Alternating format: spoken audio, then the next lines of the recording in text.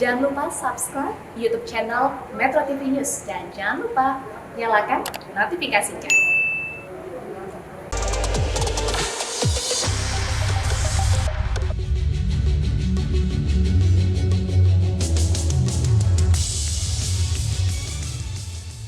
Selamat malam pemirsa, isu aturan arus data saat ini tengah menjadi pembahasan utama dalam pertemuan Digital Economy Working Group G20. Pemanfaatan data elektronik kini dianggap menjadi bagian kedaulatan sebuah negara karena sifatnya yang lintas batas. Oleh karena itu, pemerintah Indonesia berupaya untuk mengatur pemanfaatan data elektronik ini melalui legalisasi penyelenggara sistem elektronik atau PSE yang beroperasi di Indonesia. Namun di Indonesia, aturan PSE ini justru membuat beberapa platform digital terancam terblokir karena di antara platform digital ini ada yang belum terdaftar di Kementerian Komunikasi dan Informatika. Selain itu, aturan PSE ini juga memicu penolakan sejumlah pihak yang khawatir bahwa aturan ini bisa mengancam kebebasan berpendapat karena adanya campur tangan pemerintah dalam memoderasi konten. Lalu apakah upaya pemerintah untuk menatap PSE ini akan mampu menciptakan kedaulatan digital? Topik inilah yang akan kita bahas malam ini bersama saya Lona Samosir. Inilah Economic Challenges membangun kedaulatan digital. Mengalami pertumbuhan 2 digit di tahun 2021. Tapi yang saya tidak ingin adalah Indonesia hanya menjadi pasar saja. Indonesia juga harus menjadi pemain. Oleh sebab itu, ekosistem yang kondusif harus kita bangun bersama-sama. Kenapa semua PSE itu wajib mendaftar? Karena aktivitas ekonomi kita pun bukan hanya di ruang fisik, tapi juga di ruang digital. Dan kita tahu bahwa ruang digital kita itu tidak terbatas, tanpa batas. Untuk itu, kalau kita di ruang fisik, kita pergi ke toko, tokonya jelas ada, kita bisa tahu alamatnya. Nah, di ruang digital bagaimana? PSE lingkup private, terutama perusahaan-perusahaan multinasional ini sudah terlalu lama mereka berusaha di Indonesia, mereka cari uang di Indonesia, tapi tidak pernah mau ngikutin aturan Indonesia. Ada beberapa poin yang menurut saya juga harus diwaspadai. Itu ada nomenklatur bisa diputus aksesnya apabila meresahkan masyarakat dan mengganggu ketertiban umum. Definisi meresahkan masyarakat dan mengganggu ketertiban umum ini yang menurut saya agak ambigu.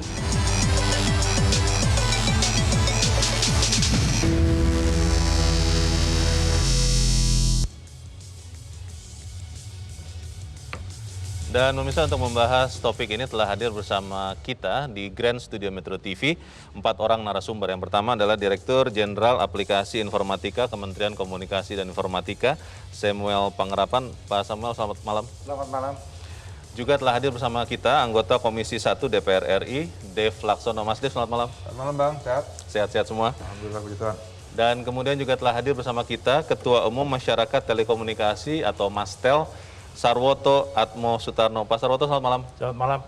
Dan juga telah hadir bersama kita Ketua Umum IDEA, Indonesia E-Commerce Association, Bima Laga. Mas Bima, selamat malam. Malam, Mas. Terima kasih sudah di tempat ini. Terima kasih. Dan saya langsung ingin bertanya ke Pak Samuel. Pak Samuel, batas akhir pendaftaran PSE itu sebetulnya 20 Juli yang lalu atau kemudian diundur sampai besok 27 Juli, Pak? Enggak, jadi gini. Batas waktu untuk mendaftarkan bagi yang sudah beroperasi itu adalah 20 Juli kemarin yang sudah beroperasi. Nah, persyaratan untuk bisa beroperasi secara digital di Indonesia sebelum mereka bisa beroperasi harusnya mendaftar. Ini yang terkait yang sudah beroperasi di Indonesia. Jadi mereka wajib kalau mereka ingin tetap menargetkan atau ingin berusaha secara digital di Indonesia, ya mereka harus mendaftar. Yang belum beroperasi itu maksudnya bagaimana ya? Kan banyak sekali ya, sekarang umpamanya kita punya startup, dia baru buat. Ya, jadi sebelum dia nanti beroperasi, melakukan kegiatan misalnya, dia daftarkan. Daftarnya juga lewat OSS yang ada di BKPM. Yang kita dengar Pak, beberapa waktu yang lalu ada beberapa nama besar aplikasi atau PSE ya, penyelenggara sistem elektronik yang belum daftar ini Pak. Ini bagaimana Pak update terakhir? Ada yang terakhir ini ada 10 yang kita lihat, ini kita lagi menunggu apabila sampai tanggal hari Sabtu hari Jumat ini jam 23.59. Oh, oke. Nah, itu kalau tidak mendaftar berarti kita anggap mereka tidak ingin beroperasi lagi. Oh. Nah, jadi ya kita akan melakukan pemblokiran. Yeah. Nah, bagi yang sudah diblokir juga kalau mereka berubah pikiran dan mereka tetap mau mendaftar, silakan. Kita akan bisa cabut juga namanya normalisasi. Bisa dibuka lagi blokirnya? Bisa diblokir. Itu ada nama-nama besar, Pak? Yang itu yang memang ada yang besar itu memang mereka belum secara resmi beroperasi di Indonesia. Nah, itu ada. Ada juga? Ada juga yang setelah kita kontak mereka nggak tahu kalau mereka termasuk yang kategori yang harus harus daftar. daftar. Oh. Itu. Jadi ada dua. Oke, setelah daftar itu sebetulnya apa yang akan dilakukan, Pak? Apakah pemerintah kemudian meminta data lengkap dari pengguna masing-masing PSE ini? Apakah kemudian pemerintah nanti menerapkan pajak misalnya yang mungkin beberapa belum terkena pajak di Indonesia atau bagaimana, Pak? Yang pertama terkait data ini yang salah dimengerti oleh masyarakat atau diberitakan dengan salah, nggak bisa kita minta data ke PSE. Data pengguna dari Data masing-masing pengguna PSE ini nggak bisa? Itu karena ada kerahasiaan data pribadi. Oh. Kecuali penegak hukum Yeah. dalam melakukan fungsinya untuk penegakan hukum membutuhkan data-data tambahan, Yeah. PSE itu wajib memberikan. Akses kepada, memberikan informasi, akses kepada datanya, Yeah. mungkin juga kalau sampai suatu kejahatan itu ditengarai dilakukan oleh PSE itu sendiri, polisi bisa masuk ke sistemnya. Oh. Contohnya yang kemarin itu ada Yeah. trading apa itu robot trading. Itu tidak perlu menunggu pendaftaran yang terakhir Nggak perlu, dilakukan. Ya? kalau enggak, itu nggak perlu.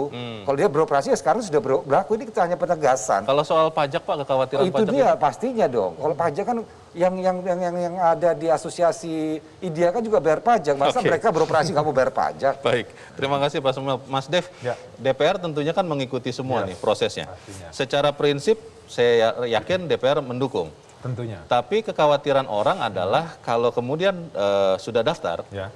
lalu data ini dalam tanda petik bisa juga diakses pemerintah, Ya.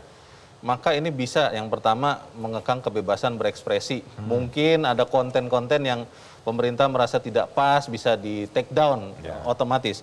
Lalu yang kedua juga bagaimana dengan aturan-aturan perlindungan data pribadi nih, karena kan undang-undangnya belum ada nih Mas Dev. Bagaimana? Ya, pertama saya jawab yang belakangan dulu, yang Ya. undang-undang data pribadi dari pemerintah itu kan leading sektornya tuh Pak Semi. Nah, itu Pak Semi dengan kita DPR itu sudah menyelesaikan. Oke. Di komisi sudah selesai, sekarang tinggal diharmonisasi di Balek. Ya, semoga di Balek itu tidak digoyang lagi. Iya. Jadi bisa selesai dalam waktu satu masa sidang, sehingga akhir masa sidang yang akan datang sudah bisa diketok. Dan Maksudnya tahun ini tuh ya? Ya, tahun bisa ini. jadi undang-undang? Sudah bisa jadi undang-undang. Oke. Kalau nggak ada kendala lagi. Ya. Saya khawatirnya tuh kayak undang-undang penyiaran aja, Pak. Undang-undang penyiaran waktu itu sudah selesai di komisi, dibawa ke Balek 3 tahun nggak kelar-kelar.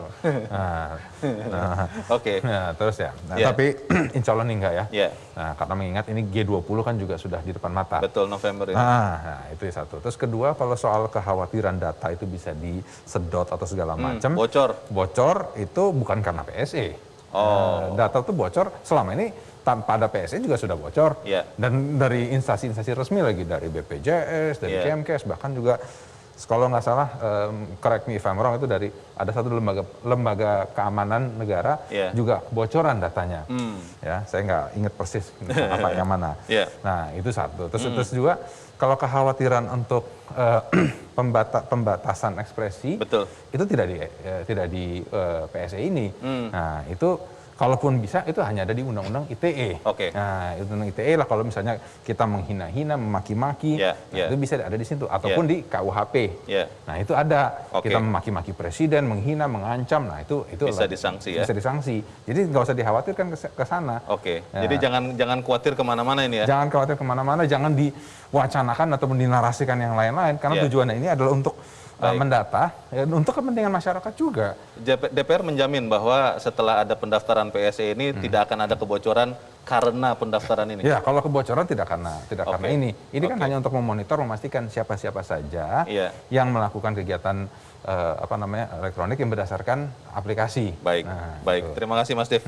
Mas Bima, kalau melihat apa yang terjadi sekarang, IDEA melihatnya posisinya bagaimana? Apakah itu menguntungkan untuk IDEA atau merugikan atau bagaimana?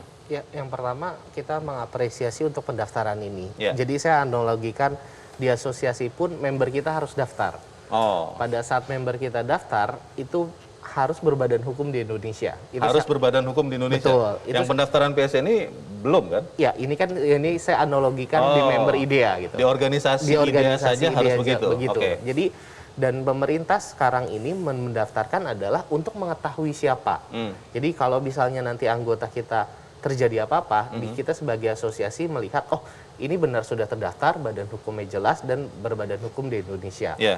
Nah, balik lagi pertanyaannya, yang pemerintah lakukan adalah menurut kita mengapresiasi, bahkan IDEA pernah menjadi salah satu tempat link untuk merefer pendaftaran anggota-anggota kita. Jadi kita pernah di 2016-2017 waktu PSE pertama kali kita membuat link, jadi bisa juga nih anggota IDEA daftar di website IDEA. Nah, di situ sebenarnya teman-teman member itu pertanyaannya setelah mendaftar apa next-nya gitu. Apa keuntungan untuk betul, member? Betul gitu. Nah, itu mungkin yang memang kita harus bersama-sama mengkomunikasikan. Begitu mereka sudah terdaftar, apa kewajiban mereka dan juga apa yang mereka dapatkan secara benefit. Gitu. Kalau di anggota IDEA kan begitu mereka mendaftar di website mereka bisa menempel logo IDEA. Sehingga begitu kan konsumen berbelanja, oh ini anggota yang sudah terverifikasi oleh IDEA secara badan hukumnya. Ada legitimasi. Betul, begitu ya? Bisa menimbulkan trust consumer dalam berbelanja. Kalau di e-commerce ada review yang memperkuat legitimasi dari penjual begitu ya? Betul, jadi kurang lebih gitu. Oke, kalau Pak Sarwoto melihat yang terakhir ini Pak, pendaftaran PSE ini akan benar-benar bisa menertibkan PSE yang beroperasi di Indonesia, yang banyak kantornya tidak ada malah di Indonesia, atau memang ini hanya tahap awal saja Pak? Bagaimana Pak? Dari Mastel kita melihat bahwa dengan pendaftaran PSE ini akan memberikan suatu kejelasan hubungan antara total industri ICT ini ya dalam konteks penyelenggara perangkat maupun penyelenggara jaringan dan jasa dan juga over the top ini ya, sehingga dengan demikian saat ini kan kita untuk bersinergi itu masih belum ada kejelasan, tetapi kalau nanti akan ada pendaftaran resmi dan datanya ada, maka deal bisnis maupun legal antara penyelenggara jaringan dan penyelenggara jasa yang saat ini merasa bahwa hanya bandwidth-nya dipakai, kemudian kontennya dipakai oleh mereka, value added-nya ini menjadi mudah untuk kita lakukan rekonstruksi dalam rangka konvergensi. Baik, terima kasih Pak Sarwoto. Pertanyaannya adalah tadi seperti yang dikatakan Mas Bima, kalau sudah daftar, kemudian apa yang kemudian diberikan kepada para PSE? Lalu kalau kemudian ada nama-nama besar yang ternyata sampai batas terakhir tidak juga daftar, artinya Anda pemirsa bisa jadi terblokir menggunakannya. Bagaimana itu? Kita tetap akan segera kembali selepas jeda berikut ini.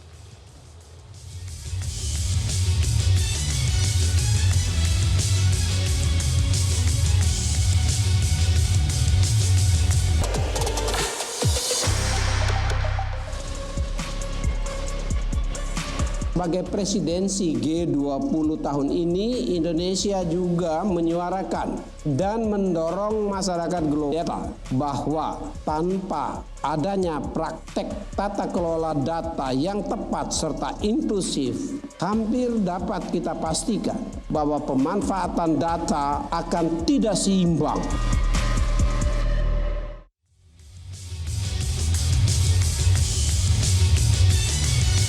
Terima kasih pemirsa, masih bersama kami di Economic Challenges. Pak Samuel, tadi saya agak lompat sedikit, tapi ingin bertanya dulu, mundur sedikit. Sebetulnya yang masuk dalam kategori PSE itu apa saja Pak? Apakah memang katakanlah hanya penyedia jasa yang memang benar-benar baru ada di Indonesia, atau katakanlah misalnya seperti grup kami ada juga bentuk digital yang kemudian ada pelanggan yang berbayar, itu juga harus mendaftar atau seperti apa Pak Samuel? Ya, jadi ada 6 kategori yang harus terpenuhi. Untuk yang PSE yang wajib mendaftar ya, yang wajib mendaftar. Pertama, dia melakukan kegiatan transaksi jual beli barang dan jasa. Nah ini dia nih banyak nih membernya. Yang e-commerce sering ya, bilang begitu ya. E-commerce itu segala macam. Jadi kalau ada. Yeah. Kedua adalah dia ada layanan keuangan. Baik itu payment gateway ataupun pinjam meminjam fintech. Nah itu dia masuk kategori. Termasuk e-wallet. Iya, e-wallet juga semua. Jadi semua yang berhubungan dengan keuangan. Jadi ada transaksi yang menggunakan alat pembayaran ini. Ataupun nanti ada simpan meminjam. Nanti ada lagi bank digital itu juga digital harus. Karena kan masyarakat yang penggunanya kan berinteraksi lewat ruang digital gitu. Nah, terus yang ketiga adalah layanan berbayar. Jadi apakah itu diunduh ataupun dikirim ini layanannya itu harus mendaftar. Yang keempat itu apabila dia melakukan telekomunikasi. Jadi lain-lain telekomunikasi ya yang nama besar dia WA, Telegram dan juga sosial media itu masuk ke situ. Yang kelima search engine juga masuk. Search engine. Iya, search engine. Search engine itu termasuk di sana. Google, Yahoo. Yes, Bing itu termasuk. Bing harus. Yes, karena di situ dia juga ada aktivitas jualan iklan. Mereka jualan iklan. Nah, itu kan. Nah, kalau yang terakhir lagi adalah apabila mereka melakukan pemrosesan data pribadi. LinkedIn namanya, LinkedIn. Ya. LinkedIn ya. Nah, LinkedIn untuk itu kan daftar riwayat hidup tuh. Ya kan data kita kan kita kasih ke dia kan. Ya dia olah. Atau sejenis atau kartu diskon itu kan juga minta data pribadi kita dikasih aja. Jadi yang 6 kategori ini harus terpenuhi. Nah, itu apa? Tadi kita ingin mendata bagaimana potensi ekonomi digital kita. Yang ini supaya nanti semua pelakunya kita akan menciptakan ruang digital yang kondusif, aman dan nyaman, baik bagi pelakunya maupun masyarakat penggunanya. Pendaftaran ini Pak akan berhenti di sini sampai hari Jumat tadi Bapak katakan atau akan ada tahapan berikutnya lagi? Tadi yang tadi katakan, batas waktu tanggal 20 itu bagi PSE yang sudah beroperasi. Baik. Jadi dia sudah beroperasi, kan ini tadi adalah masa peralihan lah. Yang sudah beroperasi silakan mendaftarkan. Tapi yang baru-baru seperti ada startup atau ada dari luar ada orang melihat Indonesia ada potensi marketnya bagus, mereka ingin beroperasi di Indonesia, silakan mendaftar. Jadi itu. Jadi itu yang persyaratannya. Nah, tadi kan ditanya juga, apa sih manfaatnya mendaftar? Mas Bima itu tanya itu. Ya tadi manfaatnya bagi semua kita, baik dari pelakunya. Pelakunya gini, dengan mereka mendaftar sebenarnya mereka akan terlindungi apabila mamanya anggota dia banyak ada orang membuat satu layanan yang mirip-mirip. Iya, betul. Membajak begitu. Membajak atau enggak membajak tapi mirip-mirip sampai sudah merugikan. Itu dia bisa melaporkan dan dia kita akan tindak juga. Dan itu juga dengan ada mendaftar artinya di ruang digital yang begitu luas yang tidak ada batasnya, masyarakat terlindungi. Saya mau transaksi dengan yang mana ya? Oh, yang ada sudah terdaftar. Kalau ada apa-apa, pemerintah bisa membantunya untuk menyelesaikan. Nanti ada orang pesen HP, datangnya kalkulator. Terus ngirimnya dari tempat lain, nggak tahu anta baranta. Mengembalikannya bagaimana? Gimana mengembalikannya? Komplainnya bagaimana? Iya itu kan. Nah ini dia. Jadi kita itu bagi masyarakat, bagi pemerintah tadi kita bisa mendata perkembangan ekonomi digital kita. Tadi Mas Dev mengatakan menjamin bahwa tidak bocor ya datanya ya. Tapi saya ingin ke Pak Semi dulu. Setelah daftar PSE itu Pak, apakah untuk data atau konten Pak, ini saya bicara konten ya. Apakah pemerintah kemudian bisa mengintervensi kepada PSE ini? Atau memang harus nanti dimusyawarahkan dulu? Jadi ada duanya. Kalau terkait data pribadi ini kita. Data pribadi yang dikumpulkan oleh PSE itu wajib dijaga kerahasiaannya ada perlindungannya. Dia dilindungi. Jadi pemrosesan data pribadinya itu harus terlindungi dan sudah ada aturannya juga di PP 71. Bagaimana dia dari mengumpulkan, memproses, memanfaatkan, menyimpan itu adalah rangkaian proses data pribadi. Jadi mereka harus ada ikutin prinsip-prinsip yang ada. Nah terkait tadi konten, konten itu kan memang ada aturannya. Ada undang-undang ITE, ada tadi Pak Dev juga katakan ada KUHP. Apakah boleh pornografi? Tidak. Nah itu dia. Terus ada pertanyaan lagi, bagaimana dengan konten-konten yang meresahkan? Kalau ada orang tiba-tiba knock on the wood, ada disturbing image. Gambar-gambar yang mengganggu. Itu atau ada yang melakukan live ya kita pernah lihat live suicide. Itu kan disturbing nggak itu? Nah itu. Dan meresahkan tuh benar-benar ada dua katanya. Meresahkan dan mengganggu ketertiban umum. Betul. Dan jadi meresahkan dan mengganggu harus ada dua unsurnya. Ada juga banyak juga konten-konten tiba-tiba ada orang memberikan suatu statement yang mengomentari agama lain yang akhirnya menjadi heboh, rusuh. Nah itu juga harus kita untuk menjaga tadi. Itu pemerintah nanti mekanismenya bisa langsung take down materi bisa. atau ada prosesnya itu. Jadi setiap permintaan take down itu harus ada dasar hukumnya satu. Pertama dasar hukumnya, terus ada mekanismenya. Kita mengirimkan surat kepada platform. Ini konten yang melanggar ini pasalnya. Habis itu mereka melihat, mereka juga kadang-kadang bisa berdialog dengan kita. Oh nggak bisa, ini belum termasuk unsurnya. Gitu. Baik, terima kasih Pak Semi. Mas Dev, banyak yang ditanyakan orang juga. Mas Bima mungkin mau bertanya, tapi mungkin agak sungkan. Karena bisa berdampak, saya tidak tahu bagaimana ke Mas Bima dan teman-teman. Tapi saya mau bertanya ke Mas Dev. Kalau tadi soal konten, saya tertarik sekali soal konten. Kalau kemudian konten itu tidak melanggar prinsipal dari PSE masing-masing. Karena PSE ini kan banyak juga yang dari luar Indonesia. Dia tidak melanggar aturan mereka, tapi tidak sesuai dengan nilai-nilai di Indonesia. Apakah dengan pendaftaran PSE ini, pemerintah itu direstui oleh DPR untuk kemudian men-take down materi-materi itu? Ya gini, memang contoh nih ya, misalnya Instagram. Kita ada posting sesuatu foto, ada yang melaporkan, terus bisa diproses, mereka bisa katakan mereka otomatis take down karena tidak mengikuti guideline community mereka. Guideline mereka kan? Guideline mereka. Nah, tapi kalau misalnya kita bicara guideline kita, nah bila mana postingan itu jelas-jelas berpotensi ataupun memenuhi syarat-syarat untuk pelanggaran pidana, ya itu kewajiban daripada PSE itu juga untuk mengikuti aturan. Karena kan mereka bersiar, beriklan juga mengeruk keuntungan dari masyarakat Indonesia yang kita memiliki hukum sendiri dan mereka kan wajib untuk mematuhi. Tapi kan mereka badan hukumnya ada di luar Indonesia, Mas. Ya kan, ya selama mereka masih beroperasi di sini, mereka menggunakan jaringan di sini. Yang posting juga orang Indonesia. Ya. Lain ceritanya kalau misalnya yang postingannya itu di Brazil, mereka memaki-maki, menghina-hina tentang Indonesia, melakukan pelanggaran, ya itu tidak bisa diapa-apakan. Tapi kalau misalnya masih di dalam wilayah kedaulatan hukum NKRI, ya mereka harus patuh.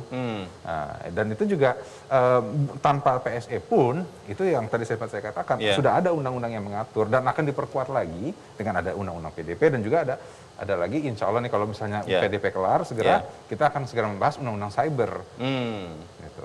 Pak Sarwoto, tentunya Mas Tel kan sangat berkepentingan dengan perkembangan yang terakhir ini, Pak. Bagaimana Anda melihat pendaftaran PSE ini bisa tetap menjamin kebebasan berekspresi, Pak? Ada sebagian orang yang mengatakan khawatirnya ini bentuk dalam tanda petik intervensi pemerintah terhadap konten, Pak. Bagaimana, Pak Sarwoto? Ya, pertama tentu kembali lagi ke kedaulatan ya. Jadi tadi Pak Semi sudah menyampaikan bagaimana proses untuk men-take down itu juga tidak gampang. Tidak semudah yang kita bayangkan. Dibayangkan. Tapi bagi kami, Mas Tel ini sangat menunggu sebenarnya pendaftaran PSE ini karena mengapa sekarang ini kan masih ada kerancuan definisi antara privat, publik, sekarang semakin jelas, ya kan? Kemudian yang kedua ada juga kerancuan tentang penyelenggara jasa dan penyelenggara jaringan. Apakah dia akan masuk PSE atau tidak? Ini juga semakin jelas. Nah, dengan demikian kalau ada kejelasan ini, maka yang tadi disampaikan perlindungan konsumen, pengaturan bisnis model antara penyelenggara jaringan jasa dan OTT, kemudian kompetisi pun itu bisa diatur dengan lebih mudah. Jadi memang ini kita menunggu kalau memang pendaftaran ini sukses, kita bisa memetakan itu semua. Antara penyelenggara jaringan, jasa, kemudian juga teknologi company yang disebut OTT. Terima kasih Pak Sarwoto. Concern kita bersama adalah bagaimana data tetap terlindungi. Ada tidak ada pendaftaran PSE, beberapa kali kita mengalami ada orang menawarkan lewat jaringan pesan singkat, Bapak terpilih untuk menerima kredit tanpa bayar, katanya begitu. Bagaimana ini bisa dicegah? Apakah bisa dicegah? Tetap bersama kami, Economic Challenge segera kembali.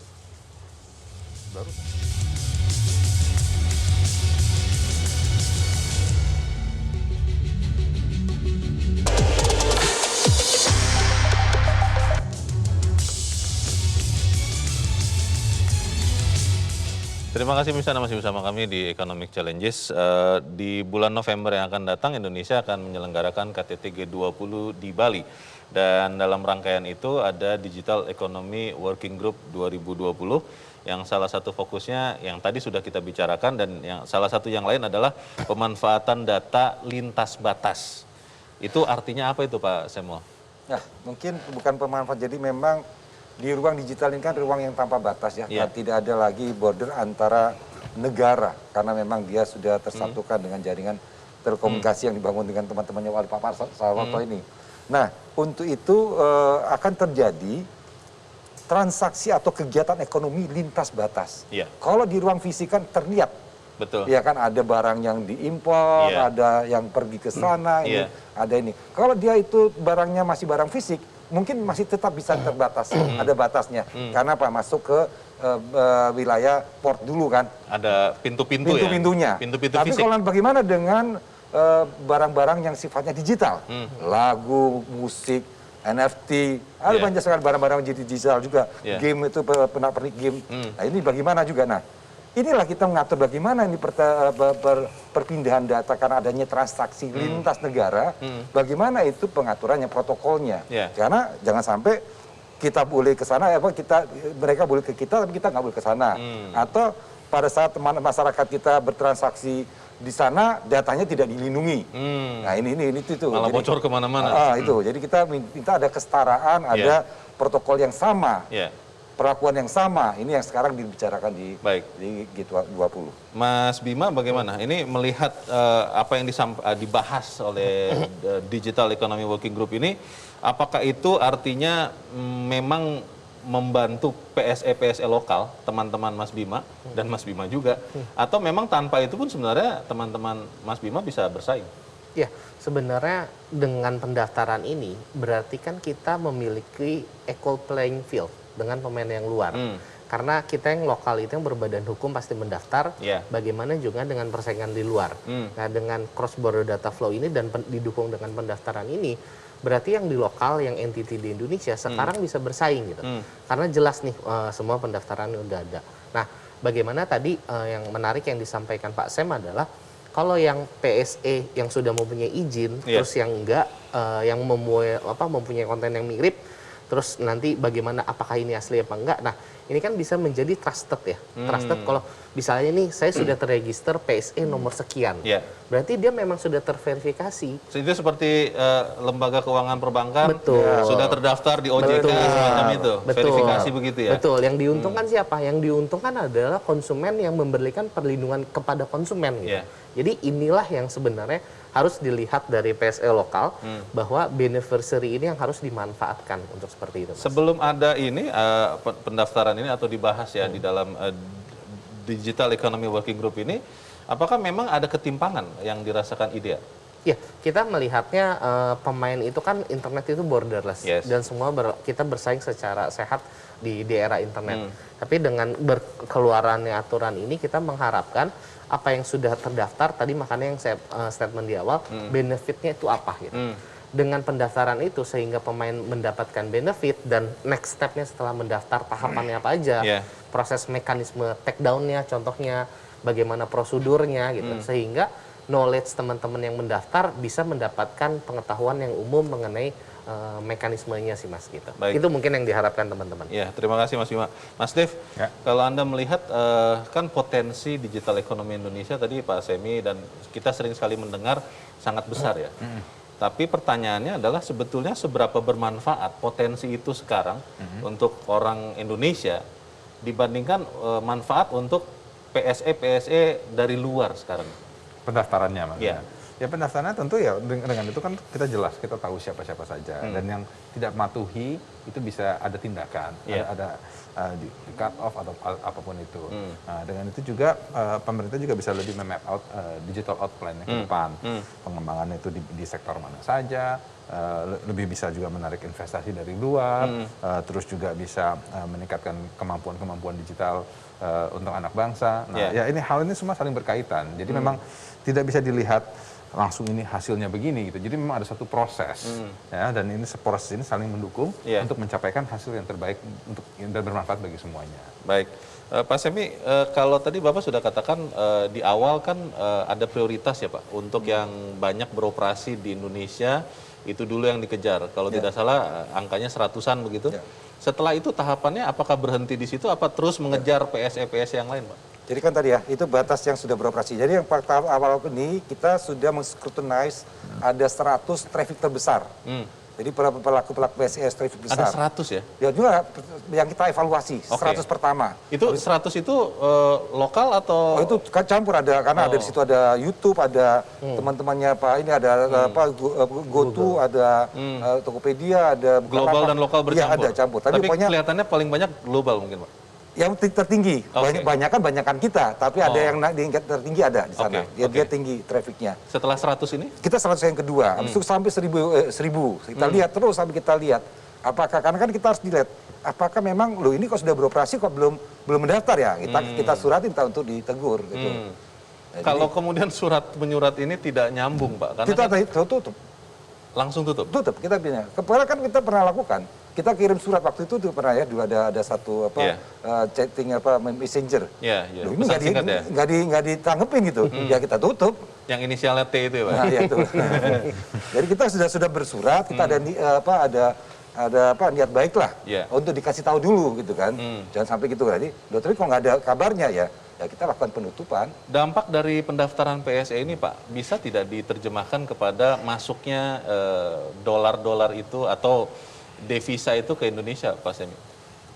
Pastinya dengan adanya tata kelola yang baik, kita tahu siapa saja pemainnya, apa saja transaksinya, nah akhirnya penambahan pajak digital kita naik dong. Itu dong, dari situ sudah ketelang. Jadi kan semua tadi equal playing field-nya terciptakan. Kalau teman-temannya Pak Bima membayar PPN dan membayar pajak, orang yang dari luar pun membayar PPN dan pajak. Ini yang kita tadi kesetaraan. Jadi boleh aja kita membuka diri untuk berbisnis di Indonesia. Tapi ya ikutin aturan kita, harus bayar pajak juga dong. Baik, Pak Sarwoto, kalau untuk masyarakat sendiri Pak, tentunya kan kalau terregulasi, kalau saya berpikir saya pengguna katakanlah YouTube misalnya, saya ada masalah, saya bisa kemudian komplain atau bertanya kepada pengelola sistem elektroniknya. Itu betul apa tidak? Kira-kira akan benar-benar bermanfaat tidak? Terutama untuk PSE lokal Pak. Ya, jadi begini, saya kembali lagi ke pertanyaan tentang digital ekonomi tadi ya. Bahwa kita mesti harus kembali ke situ, mengapa? Karena kita inginkan tahun 2025 itu nilai digital ekonomi itu 146 billion US dollar. Real atau potensi itu Pak? Bukan, real itu. Karena yang real 2021 tercatat sudah 70 billion. Jadi ini 2 kali lipat. Nah untuk itu kan kita mempunyai 3 aktivitas nih. Satu namanya digital core. Core itu seperti operator telekomunikasi, itu benar-benar hidupnya dari jualan digital. Kemudian yang Nero itu seperti yang sekarang sedang diurus, PSE. Syarafnya itu maksudnya. Kemudian ada lagi yang ketiga yang berarti digital ekonomi dalam artian luas, yaitu seperti industri-industri yang menggunakan robot, IoT dan sebagainya itu adalah industri yang dalam arti luas. Jadi ini memang harus semuanya ditata ulang dalam hal ini. Oleh karena itu tadi bahwa yang berhubungan pertanyaan tentang konsumen, tentang konsumen itu memang urusannya adalah hanya perlindungan, bahwa dia harus kita lindungi, transaksi konsumen itu harus bermanfaat ya. Ini kita juga masih sedang bergelut tentang bagaimana memanfaatkan bandwidth yang ada ini, yang setelah bertahun-tahun kita bangun mulai dari 3G, 4G, 5G sekarang itu bermanfaat untuk mengungkit ekonomi ini. Saya rasa itu paling penting menurut saya. Baik, terima kasih Pak Sarwoto. Mas Dev, kalau saya bayangkan Anda di Komisi 1 ya, termasuk pertahanan juga ya. Ini kan ada dalam tanda petik kepentingan mungkin negara lain yang terusik ya dengan pendaftaran ini. Itu bagaimana menghadapinya? Ya, siapapun itu kalau mau berusaha berdagang di Indonesia ya harus mengikuti aturan kita melalui prosesnya. Jadi, walaupun secara fisik dia tidak ada di Indonesia nih. Ya kan ini kan digital economy. Jadi bisa di base dari mana saja. Tapi ketika dia melakukan perdagangan, ketika sudah ada transaksi yang menarik keuntungan ya dia harus mengikuti aturan kita.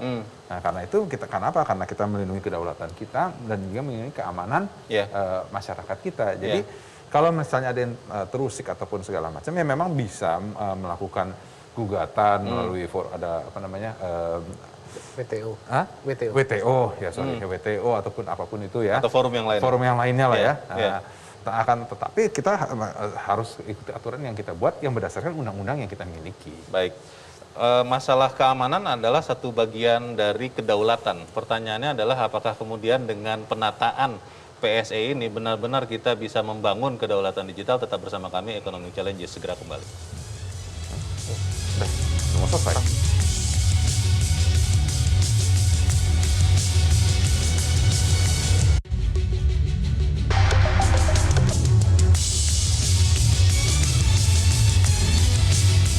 Terima kasih Mirsa, masih bersama kami. Kita di bagian akhir dari diskusi kita di Economic Challenges malam ini. Pak Samuel, kalau bicara kedaulatan, keamanan itu kan hanya salah satu bagian, Pak. Dengan pendaftaran PSE yang terus dilakukan dan tentunya ada tahapan-tahapan berikutnya, bagaimana Kementerian Komunikasi Informatika benar-benar bisa membangun kedaulatan digital Indonesia?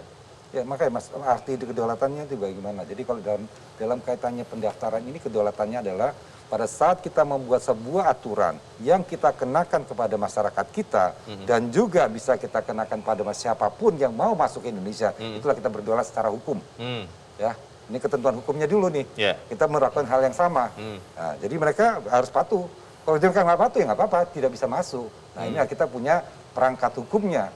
Untuk melakukan pemblokiran itu ada hak yang diberikan oleh undang-undang, yaitu makanya kami bisa blokir. Nah, harapan kami tadi, mari kita bangun, kalau memang mereka tertarik dengan Indonesia untuk mengembangkan ekonomi digital Indonesia, mari kita masuk ke Indonesia, kita tidak akan memberikan kesusahan kok, tidak sangat mudah hanya mendaftar, mari kita bangun bareng-bareng ekonomi digital kita, dan kita perlakukan sama antara pemain kita dan juga pemain yang dari luar negeri. Kalau ada yang mengatakan bahwa ini mempersulit Pak, atau bisa menghambat minat investor khususnya di dalam digital ekonomi di Indonesia karena kok kelihatannya jadi kaku begitu, bagaimana Pak Samuel? Kalau saya rasa mereka kalau memang mereka kayak gitu kan akhirnya mereka akan lari. Buktinya sebagian besar sudah mendaftar yang pemain-pemain besar ya. Ya kan ini kan terbukti bahwa keraguan itu tidak, karena mereka melihat Indonesia potensinya besar. Sangat besar. Besar ayo kalau mau, tapi mereka kalau kan gini ya. Kita kan punya falsafah, di mana tanah dipijak, di situlah langit dijunjung lah. Masa kita sendiri nggak mau menjunjung langit itu sendiri dan membiarkan orang lain? Wah, itu terjadi tiga setengah abad yang lalu tuh, kita diamkan aja. Nah, ya nggak bisa. Setelah pendaftaran PSE Pak, ada apa yang akan dilakukan Kominfo untuk memastikan kedaulatan itu? Tahap kedua, ini tadi tentang menciptakan ruang digital yang ini adalah tadi undang-undang. Tadi kan memberikan rasanya. Semua yang kita lakukan bagaimana menciptakan suasana ruang digital kita yang aman, nyaman bagi masyarakat untuk melakukan aktivitasnya. Nah, berikutnya adalah undang-undang PDP yang kita akan selesaikan nanti dalam waktu dekat ini. Yang tadi kata Mas Dev, tahun ini bisa jadi Pak? Ya. Nah, itu bisa jadi undang-undang atau bisa jadi dipending lagi? Tadi Mas Dev katakan loh itu. High hope lah. Tapi kelihatannya sudah terjadi komunikasi, dan kemarin memang secara pasal per pasal sudah dibahas tuntas. Nanti sisa ada hal-hal kecil yang perlu diperhalus lah. Nah, yang terkait tadi bagaimana kita meningkatkan pemain-pemain digital kita. Indonesia saat ini sudah masuk nomor 5 di dunia dari segi startup yang dibangun. Itu. Jadi kita punya memang nah kita juga sekarang punya program bagaimana ini meningkatkan kapasitas digital talent kita. Nah, ini yang kita harapkan, jadi kita nanti menguasai lah market kita ini. Baik. Terima kasih Pak Samuel. Mas Dev, kalau beberapa teman berharap ada Silicon Valley di Indonesia yang benar-benar bisa menghidupkan bukan hanya startup tapi semua penyelenggara sistem elektronik. Apakah dengan pendaftaran PSE ini bagian yang krusial untuk itu? Salah satunya lah, yang seperti tadi saya katakan ya, PSE itu kan adalah satu tahapan, satu pilar lah untuk mendukung mengamankan dunia digitalisasi Indonesia. Kan tapi ya untuk itu bisa sampai benar-benar tercapai, ekosistem itu memang harus dibangun secara full, secara infrastruktur, secara terus juga kepastian hukum, investasi asingnya itu bagaimana, terus juga literasi kepada masyarakat, penggunaan pemanfaatannya, nah itu kan tidak bisa terbangun secara tiba-tiba, itu harus secara alami, akan tapi juga harus dikawal. Nah, karena porsi pemerintah itu adalah menyiapkan regulasi yang tepat. melakukan penegakan hukum yang jelas, memberikan kepastian kepada semuanya, dan keamanan, kenyamanan. Nah, itu semualah saling berkaitan dan itu adalah tujuan utama kita semua. Baik, terima kasih Mas Dev. Mas Bima, ini diperhatikan khusus, bahkan di dalam KTT G20 ada Digital Economy Working Group, ini kan tidak main-main. Apa harapan dari IDEA untuk kemudian setelah pendaftaran PSE ini benar-benar itu benefitnya banyak untuk teman-teman PSE terutama lokal ini. Saya punya keberpihakan sama Indonesia nih, bagaimana? Betul. Sebelumnya kita juga mengucapkan terima kasih. IDEA juga dilibatkan di dalam steering committee ya di Digital Economy Working Group bersama dengan Kominfo dan beberapa kementerian. Kita selalu menyuarakan. Salah satu di dalam topik DWG adalah bagaimana dengan infrastruktur kita bisa memanfaatkan untuk ekonomi. Jadi bagaimana pemerintah yang sudah membangun infrastruktur yang fundamental bisa dipergunakan untuk pembangunan ekonomi di daerah tersebut. Salah satunya adalah dengan digital. Masyarakat di daerah tersebut sudah mendapatkan akses internet, bisa mulai berjualan secara online. Dia juga bisa akhirnya mendapatkan benefit, mendapatkan ekonominya perputaran di situ. Nah, inilah yang sebenarnya kita memberikan masukan ke pemerintah bahwa ini harus bisa dimanfaatkan secara fundamental untuk kemajuan teknologi di daerah tersebut yang sudah dibangun infrastrukturnya oleh pemerintah. Itu mungkin Mas. Jadi bukan hanya hardware tapi brainware dari masing-masing itu benar-benar harus diperhatikan juga. Betul. Terima kasih Mas Bima. Pak Sarwoto, kalau melihat apa yang dilakukan ini kan sesuatu yang baik Pak, tapi harus berhati-hati dengan detailnya. Tadi Mas Dev, DPR, Pak Semi, pemerintah mengatakan undang-undang perlindungan data pribadi semoga jadi tahun ini. Tapi kalau itu tidak jadi juga nanti kita tanya lagi ke mereka. Kalau Mas Del, harapannya seperti apa nih Pak Sarwoto? Ya, yang pertama tentu kita melihat bahwa dengan adanya pendaftaran ini semoga kita bisa dilihat oleh negara luar itu sebagai negara yang lebih teratur. Ya kan? Lebih teratur ya? Lebih teratur. Karena Indonesia sudah ada pendaftaran, sudah ada regulasi dan sebagainya. Tetapi pada waktu kita diskusi di G20 kemarin kita ikuti adalah ternyata ada salah satu topik yang tadi disampaikan cross border data flow with trust. With trust? Ya. Trust itu artinya apa? Saya percaya pada Anda kalau Anda mengikuti suatu standar-standar yang teratur. Ya kan? Ada cyber security yang bagus, kemudian ada ISO 27000 sekian yang ditaati, kemudian ada assessment, ada governance, ada standar operating dan sebagainya.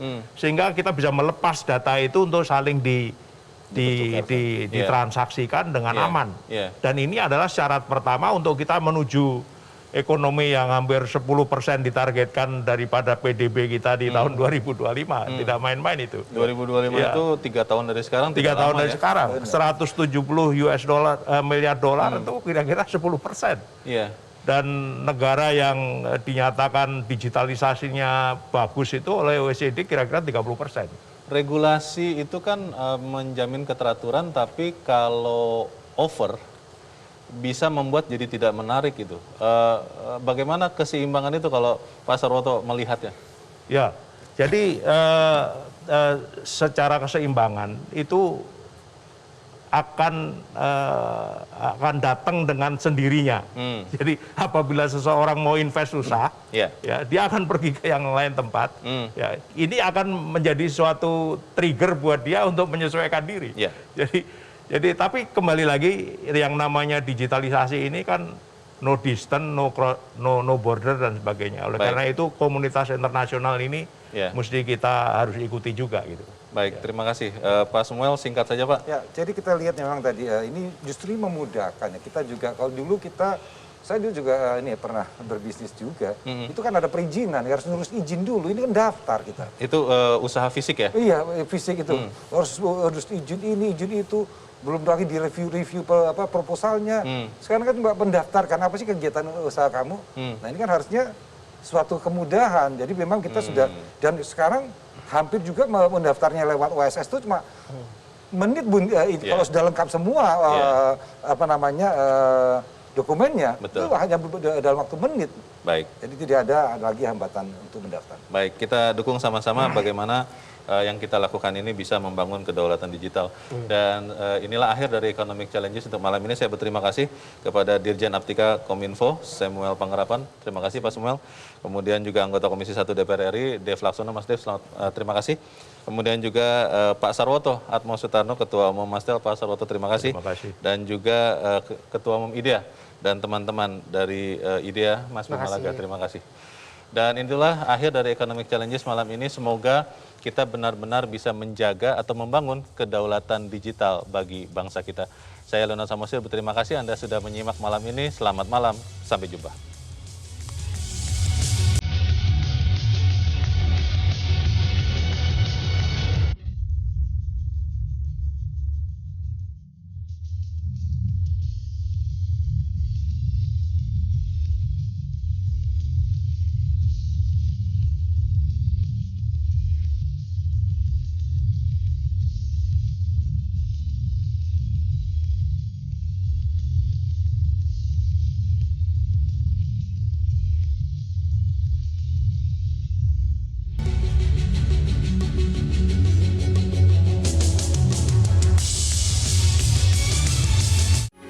Metro TV,